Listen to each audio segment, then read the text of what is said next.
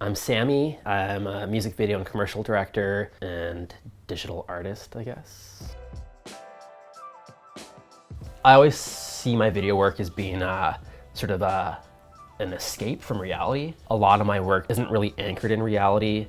It kind of lives in its own hyper-stylized world. In my brain, dance, color, and video work kind of all live in the same world in my brain. They're all intertwined. And so when I'm listening to a song, I picture what music looks like. Come on. Would go well with the This is a Rubik's Cube with a face.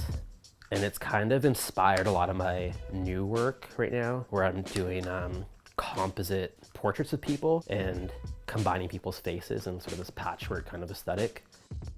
As a teenager back in Vancouver, I basically lived and breathed much music. I started doing, with a little shitty camcorder, really shitty music videos for songs I loved. My first real music video, like seeing it on Much Music and stuff, was at that time like so validating and so stupid now to think about, because I'm like, well, like what the does that mean? But at the time I was like, like I've made it. Yes. Yeah. I love Basquiat a lot. Him and Keith Haring, I guess, are sort of my heroes.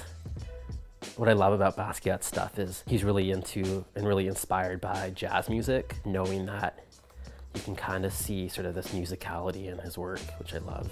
I always find sort of like music and rhythm in things I'm watching. So if I'm like walking down the street, for example, like even like sounds of things like cars passing by, the streetcar passing by. Like if I'm writing a treatment for a music video, for example, I'll just walk around listening to the song on repeat. For some reason, that really stimulates my creative thinking, I guess.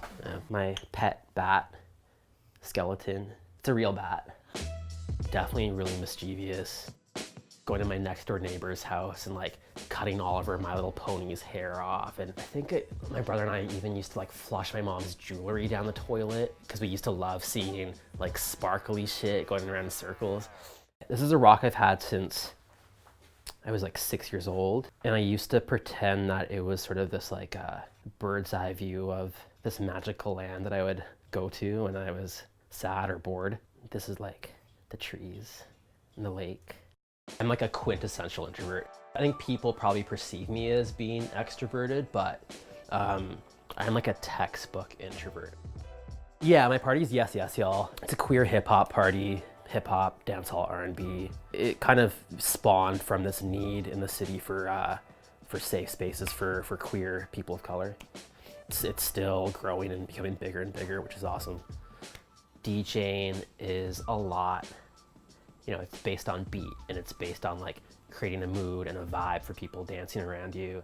And it's also sort of this like relationship between like, if I'm playing a track on this table, how it relates to a track on this table, and then sort of how that relationship relates or is processed by people around. I wouldn't consider myself a great dancer, so I really appreciate and live vicariously through people that can move and articulate. So I think that's definitely sort of a running theme in my work. I'm stubborn as like to a fault. Yeah.